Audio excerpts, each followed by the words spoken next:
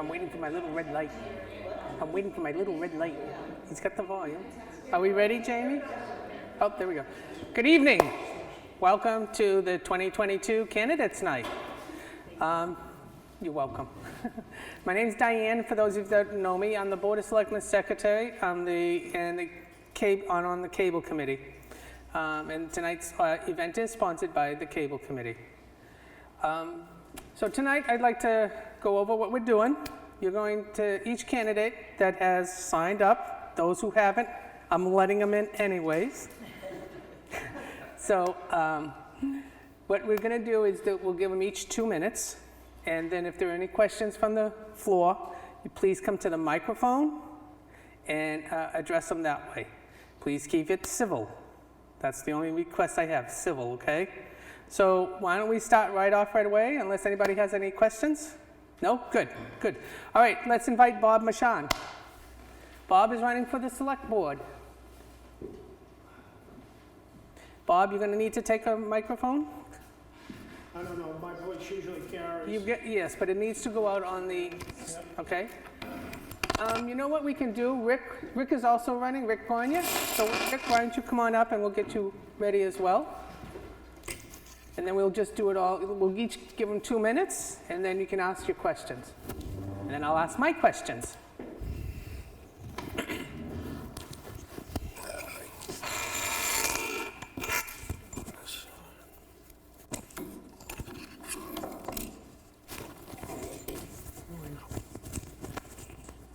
All right. All right, let's start with Robert. Go ahead, Robert. Good evening to everybody. My name's Bob Marchand. You'll see it appear on the ballot as Robert Marchand Jr., my surname. So a little bit about myself. Everything I've got in my life, I've worked very hard for. I've never been handed anything, okay? I got out of the high school, went into the Navy. I've been a go-getter. Right from then, when I went into boot camp, I was put in charge of our squad during the entire boot camp. When I got placed on my ship, I was given a command advancement to third class petty officer when we were out to sea by the captain because of my diligence and my hard work. I was put in charge of work crews. I was put in charge of, when we were underway, we would replenish the 7th Fleet, whether it was the Atlantic, the Mediterranean, or the Indian Ocean, with the carriers, tin cans, and all that, servicing fuel, food, ammunition, bombs, whatever it was. And I was put in charge of one of those teams. So it was very vital, and it was a very important job, and it came with a lot of responsibility. So I'm used to a lot of responsibility on my shoulders. I've done that through that, and then all the other careers after that. I'm here because we moved here just about 4 years ago. My wife, Deborah. I have a daughter, she might not make it here, my son-in-law, and my 2 granddaughters. One's 5, she has autism. The other one was just born last March, so she's an official townie. So we're not going anywhere. And I've been told my entire life, if you want to do something and you want to help, get involved. Be part of, don't be part of the problem. And that's why I'm here. That's why I've served on the master plan for the past year, the subcommittee for the, I'm drawing a blank. The Board? Capital Pool? Yeah, with Annie, Mark Lavoie. So I've been learning quite a bit about that, the town, the people. I've been greeting, finding out what they want. And as far as I'm concerned, and I'm going to end it with this, I feel part of the problem that we have with our government today is that when people get elected into office, it's what I think we need to do for this country. It's what I think where we need to go and do. And as far as I'm concerned, that's not the way it is. The Constitution says we the people. That means that if I am in office, that means we the people address the problems and what goes on. And it would be up to me to help find ways and solutions to take care of those problems. along with my other fellows, to be able to come up with thoughts and ideas, to lead in a structured way, to take this town where it needs to go, and to make sure we maintain that bottom line. Thank you. Okay, Rick? Hi, my name's Rick Gagne. I've been in town for about 28 years. The last, I don't know, between 6 and 10 years, me and my wife have really been more involved in the town. She was a selectman for 6 years, so I've watched a lot of this that's been going on. I think bringing somebody in the board with common sense would be a good idea.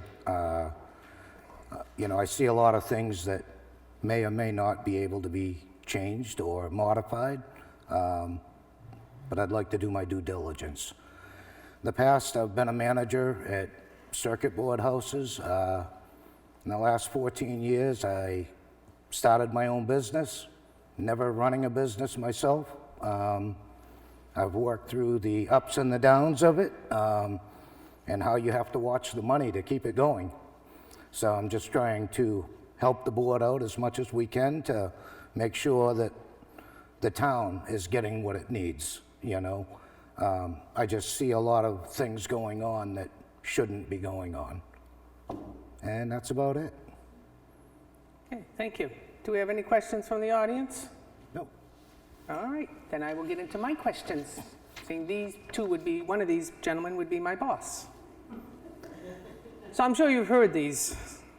Okay, so I'm gonna ask these of both of you, and I'll give you each a chance to answer. Okay, how many selectmen's meetings have you attended in the past year? Who wants to go first? Okay, Rick? None personally. Okay, Bob? I couldn't tell you offhand, but I've been to quite a few. Okay. So last year, the selectmen held 39 meetings, which is more than twice a month. From October to January, I like to call it the budget season. Meetings are held 3 to 4 times a month. Some of those meetings can last up to 4 hours. Mind you, this is just for meetings. Knowing that the time commitment is not twice a month for 2 hours, do you feel you can fulfill the time requirements to be a selectman? Bob? I do. The job that I have, I go into work at for 4:30 in the morning, 4:45. Generally work 8 hours a day, so I'm done and home usually by 1 o'clock because I work through my lunch hour. So that gives me plenty of time in the afternoon if I needed to, if we had an early meeting, or to be able to look up and take care of business and then come well equipped to the meetings. Okay. Rick? Yeah, I can put that time in. I can schedule my business around the meetings as much as need be. Okay. So as part of this is, if you find that you're unable to fulfill this requirement, will you resign so that we can ensure that there are 5 active members of the board, should you not be able to fulfill that requirement of meeting that often? Rick? You won't find me resigning. I don't give up.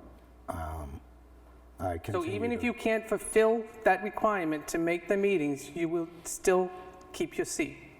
No, I would be filling the meetings, is my point, Yep, okay. you know. But that's not the If I question. couldn't, That's the then- question. I would resign, yeah. Thank you. Bob? I would, because I wouldn't want to be a burden on the town. I would want somebody to be able to take over and Okay. take care of the role. Good. All right, my next question. Communication is extremely important. Staff will sometimes need to pull the board to get an answer to a time-sensitive issue. We use text messaging, emails, and phone calls. A response sometimes is needed within a few minutes to a few hours. Waiting a day for a response can affect how the issue is handled. Are you able to take such communications during your normal workday? Can you react quickly to such communications? So I think it's Bob's turn first. I check my phone all the time when I'm at work because I never know if my boss is trying to get hold of me for anything, if something's come up. So yeah, I would notice an email, I would notice if I got a phone call, and I would respond immediately. Okay, thank you. Rick? Yeah, and the same. I have access to all of that at my shop. You have So, what? Access to computers, and my texting and all that stuff is right at the shop. Okay. And I'm there every day. All right. So here comes the computer part of it. So there are documents that you should review prior to the meetings that will be made available to you electronically. To view these documents, the town provides you a laptop with VPN and SharePoint. Are you familiar with using a PC and the two apps that I just mentioned? And it's okay if you're not. I just want to make sure that you can at least open a PC, power it on, use a mouse, basically. Trust me on this. I don't want to have to keep printing out things. Yes. So I Rick, you're know how to comfortable use the using a computer, computers. Yeah. opening documents and, Yeah. okay? Bob? Yeah, so we have a computer, and I do that on that all the time and using a PC.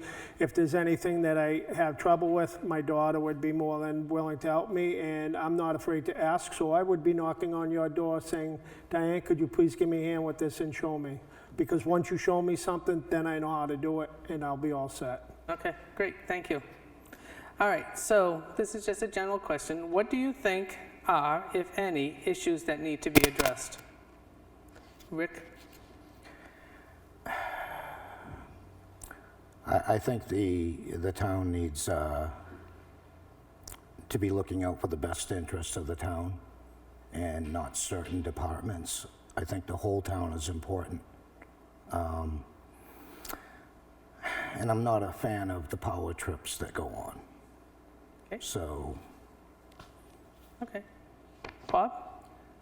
Well, when I had my momentary mental lapse earlier, the master plan committee that I'm on, we've come up with the capital improvement program, to which the town has not been using to the best of its knowledge. And I believe that that's something that we're working on now, that we're trying to implement, so that it'll give us a clear-cut direction on where we want to go and how we're going to fix what needs to be addressed and taken care of in a proper time-oriented manner. And then that way there, we don't keep bouncing from one thing to another, and then we end up with backlash. And then that way there, that'll also help to maintain a more level taxation on our citizens of the town, rather than having these huge ebbs and flows that can go on when all of a sudden we get hit with a crisis because we haven't been taking care of some stuff.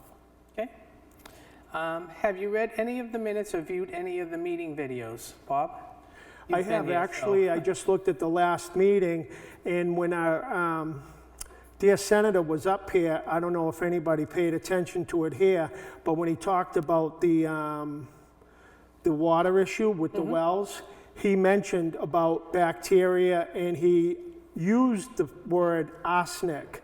So, and he said it might be able to be retroactive, so we would want to definitely keep track of that, because if it is, that system that we're putting in the firehouse, in the police station, we could get our money back on that, or at least a good deal of it. So yeah, I pay attention. Okay, good. Rick? let's see, I heard about that too. Well, for one, I've been watching the meetings at the shop a lot for the last 6-7 years. So yeah, I see a lot of the meetings, and the water issue, I believe it was presented that there were grants for it, and right after that was presented and he left, a vote came for us to hire somebody to do it. Why wouldn't we look and wait for the grant before we spend the taxpayers' money? That's my point. Okay, very good. All right, thank you. Do you understand the right-to-know law and how that they are implemented? Rick? Yeah, I have a good understanding of it, you know. Okay, all right. Bob? Yeah, we deal with that, and I've dealt with that in all the different businesses. It's all posted, should be posted here in Town Hall and everything. People have the right to know everything, and that's part of what I'm about. Okay. During elections, there must be a quorum of the Board of Selectmen while the polls are open. This means giving up a full day of work to be here.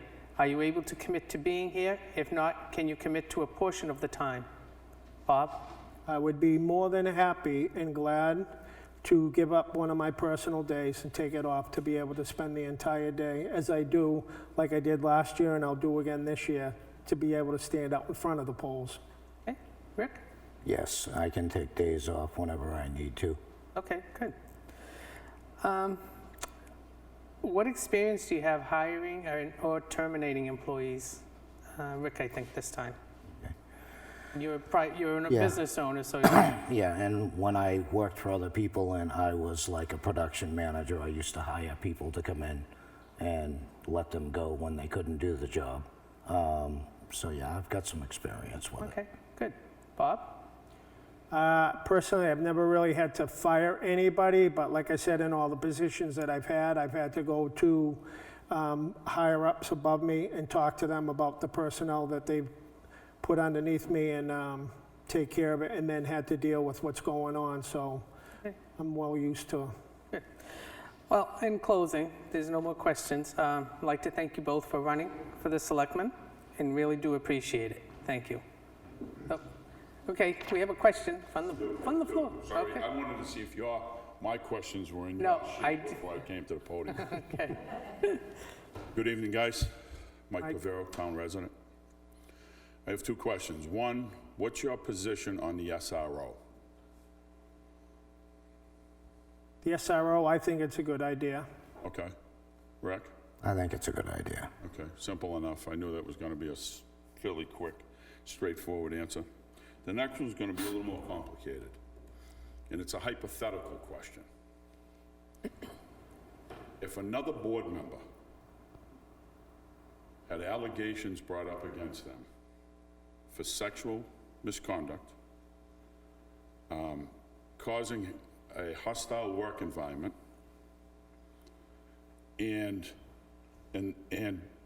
belittling other town employees and department heads, what would your position be on that, and how would you deal with it? Either one of you guys. How would I deal with it? Let's see. Well, first off, I think he shouldn't be on the board. Okay, and Well, it's a hypothetical. right. And if that is to happen, then you would have to research on how you could get him off the board. And he should be responsible for his actions. Bob? United States of America, everybody's due their process. So what would have to happen is the allegations would have to be proven. If the allegations are proven, then we would suggest, or I would suggest to the board, and we would have to talk about it and ask the person to resign and step down. If not, then the board would have to take further actions to get that person dismissed from the board. It's as simple as that. There's no room, and that's not permissible. Okay. I'm glad you both have a similar answer, and it was that is not behavior that's acceptable. Exactly. Okay. And what Diane was, last thing, this isn't a question, this is just a point. I've dealt with a number of selectmen over quite a few years. And I will just tell you, looking at the selectmen, how they conduct themselves, it's a lot more time and effort in it to do the job right than most people think.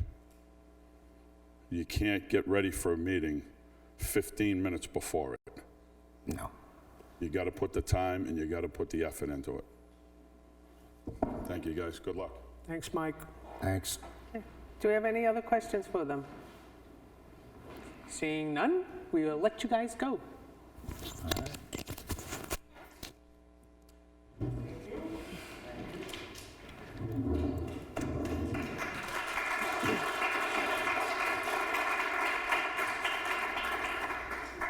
Okay, so I was going to do next on my list is the budget, school budget, members at large. So I do have something from Courtney Hewitt that she asked me to read. So if you're good with that, I'll read it, and then we'll have Pam come up and you can ask her questions. She'll do a 2-minute thing and her questions. So are you okay, Pam? Okay, while she gets ready, I'll read this for you. So this is from Courtney Hewitt. Hello, Newton residents. I apologize that I cannot attend the session tonight. I hope to meet some of you in person soon. Thank you to the moderator, that's me, who has kindly agreed to share my announcement. My name is Courtney Hewitt, and I am excited to announce that I am running for the School Board Committee at Large. In 2013, I moved to Kingston with my husband, right near the junction and the middle school. We are now raising our 3 children here. with the oldest attending Bakey and 2 more to enter the district in the coming years. I decided it was a good time to get involved. This is my first time running for any position, any town position. There will be a learning curve and some time to figure out how I can best contribute. I've managed budgets though much smaller than the district's 37 million, but the concepts are the same. My view on budgets is they are a puzzle, a problem to solve. I am interested in the school budget committee because education is a passion for me. Last year, I joined the Kingston Children's Center Board of Directors as the treasurer, where I had oversight of nonprofit budget. Pre-pandemic, I was an active adjunct professor at WPI. I've hosted and led several STEM events for middle school students in the Boston and Worcester area. I took early childhood education classes in high school. I want to bring this passion and energy to the school budget committee. Professionally, I've spent the last 15 years working in a highly regulated industry, holding positions in training, project management, and quality compliance. These roles have taught me the importance of digging into the details and understanding the bigger picture. I'm certified to operational excellence principles, lean manufacturing, Six Sigma, and work at a company where continuous improvement is the culture. For those unfamiliar with these principles, I'd like to highlight a few. Number 1, respect for each individual. Diversity of thought is needed when analyzing a problem. I would expect the same respect in return. Number 2, seek input, listen and learn across all levels. Number 3, create the value for the customer. This includes you as voters, but also the students, teachers, and administration. Number 4, there is no single path to perfection or no single way of doing things. Review the process, analyze the system, make the changes, and adjust as needed. Number 5, use the right tools, whether it's an interview, a poll, or more formal tools like risk assessment or cost-benefit analysis. Data and statistics help, but don't always give you the entire picture. If I am elected, I will go into each meeting with this mindset. Based on the description I received of this role, I won't be leading these larger discussions, but contributing to the decision-making process via budget review. In the meantime, I'm doing what I can to help improve voter turnout. When my signs go out, they have the date on them. In an effort to keep people informed, I've started sharing the ballot warrant articles and some of the details within Facebook groups. I believe that my personal and professional experience will guide my decision-making and help ensure the best possible outcome for our students, teachers, administrations, school facilities, and residents. Thank you for your consideration, and I look forward to seeing you at the polls on March 8th. Okay, Pam, it's all yours, your 2 minutes. Thanks. So, hi everyone, I'm Pam Brown, running for the Sanborn School District Budget Committee and formerly a Newton resident, so many of you know me. I served on the school board after being elected twice by Newton residents to serve, and I recently moved to Kingston, so I had to resign that position because of my move to Kingston. I believe I have significant experience to serve as a school budget committee member. I have enjoyed working in education for over almost 4 decades, and it's been a very rewarding experience. I have received over a dozen student-nominated awards for teaching, and teaching really never gets old. I have educated almost 25,000 students, and I can't imagine a more satisfying life than teaching. But serving on the school budget committee involves more than just emotion. The budget committee, the BudCom members should also be familiar with finances and the district's operations, and also the many documents that govern the district, such as the strategic plan, the capital improvement plan, the school board policy manual, staff collective bargaining, and the new student success framework and portrait of a graduate documents. And I am familiar with all of them, having helped draft or approve most of them. So because I served as the chair of the policy committee for the years I worked on the school board, and I was also vice chair, and I'd served on personnel, facilities, collective bargaining, and the Sanborn Seminary Task Force. So I also think a BudCom member should have a working knowledge of the Articles of Agreement between Kingston and Newton, our tuition agreement with Fremont, and the New Hampshire Department of Education website, which houses data on student performance, class size, federal grants, and other data relevant to budgeting. So why am I running for the school budget committee? I think a budget committee, in my view, should serve three functions which I'm eager to support. First, we should affirm that the services are of the highest quality at a reasonable cost. Second, its members should ask questions and inform the community about the details of budgets. And third, we should ensure that school budgets support learning, but are aligned also with the priorities in our 5-year strategic plan and our board-approved documents. BudCom, the Budget Committee, does not make policies. It does not approve programs. It is a fiscal body that provides a check and balance on district funding requests. While school governance positions are nonpartisan, we have seen in recent months in the news quite a bit of give and take between school boards and parents. So there is an underlying philosophy that people tend to have serving a school district as a BudCom member or a school board member. And for that reason, I can say that budget committees and school boards should not be partisan, but they should at least reflect the genuine values of the community. I support the principles outlined in the Pledge for School District Candidates posted on the New Hampshire School District Governance Association's website. That pledge, they ask that people who are running for BudCom or school board take, as candidates to be committed to the following principles: transparency, accountability, respect for parental authority, respect for the U.S. and New Hampshire constitutions, and recognition that K-12 learning should focus on the basics: reading, writing, arithmetic, science, and history, which are foundational to success. My experiences, though extensive, are not yours. So feedback from you, I think, is vital to ensure that our programs reflect the values of our communities. And I'll continue to work hard for sensible spending and education excellence.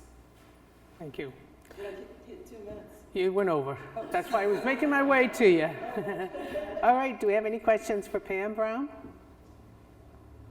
Okay, no questions? Okay, Pam, thank you. All right, so next on my list.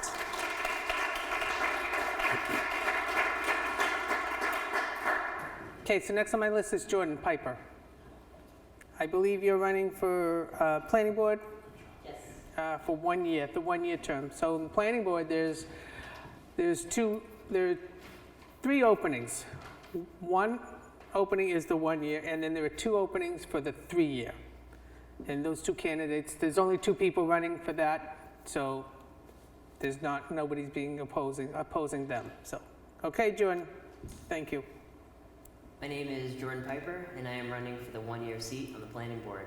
I am running because at the time of my filing, no one else was. And thanks to the encouragement of others, I was reminded that citizens need to represent their fellow neighbors and make up the local government. I do have formal college experience in planning through my geography and regional planning classes, as well as population studies in my main area of environmental science. What I believe makes me more qualified for this position is that I believe in keeping Newton small and lesser known, and not Massachusetts North. If elected, I will work to keep Newton's growth moderate, and I will weigh carefully the thoughts and opinions of those who come to the board. Okay, do we have any questions for Jordan? Step up to the podium. Why wouldn't you run for the 3 year? I can't commit to something I'm not familiar with.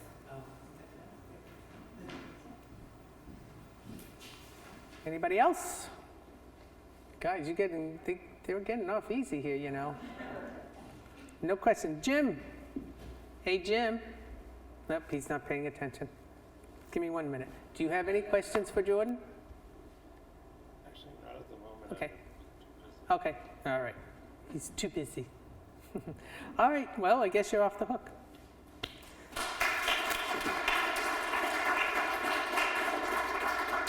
Okay, and the last one on my list is Jamie Fitzpatrick, and he's running for the school board.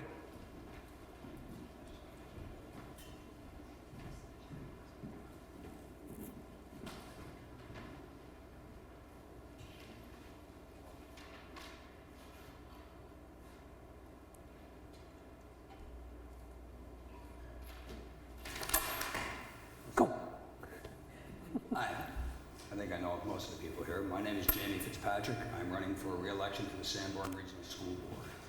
In my first election in 2019, my focus was on fiscal conservatism and improved student achievement through traditional education and grading techniques. We have made progress in these areas, but due to the severe impact of COVID on our children's education, there's much that remains to be accomplished. During my 3 years, I've been instrumental driving force in the following accomplishments: getting our kids back in school, starting in October of 2020 after the initial impacts of COVID. Improving remote learning by having staff teach remotely from the school in the fall of 2020 in order to better be able to collaborate and help our students. Replacing the everyday math program in K through 6 with a far more rigorous and far more traditional Envision math program. Establishing school year 23 deadline to replace the current math 7 through 12 program, also looking for more rigor and a more traditional math program. Increasing the instruction time for core courses like math and English. Converting the district back to a letter grade system for report cards. A reorganization and leasing the middle school and using the savings to both fund an intervention program for $1 million and for returning about $500,000 back to the taxpayers. Sustainable budgets. Actual spending in FY19 was $34.4 million. Actual spending in FY21, fiscal year 21, was $33.2 million. I'm currently the chair of the Finance Subcommittee. I'm a member of the Facilities and the Excellent and Student Achievement Subcommittees. I was also a member of the Personnel Committee and was on both the support staff and Fremont negotiating teams. For the coming term, my focus will be on establishing a core curriculum for all grades K through 12 that is both horizontally and vertically aligned.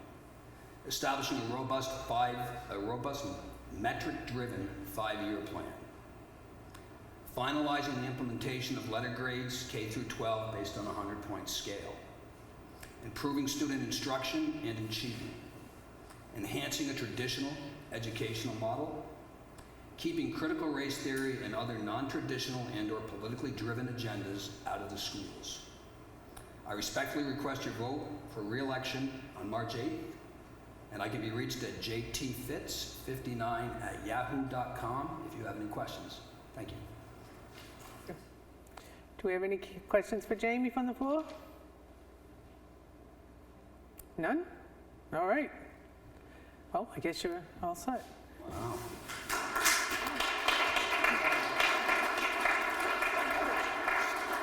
All right, thank you again for joining, and we'll end the program right here then, unless there's any other questions. Okay, have a good evening and drive safely.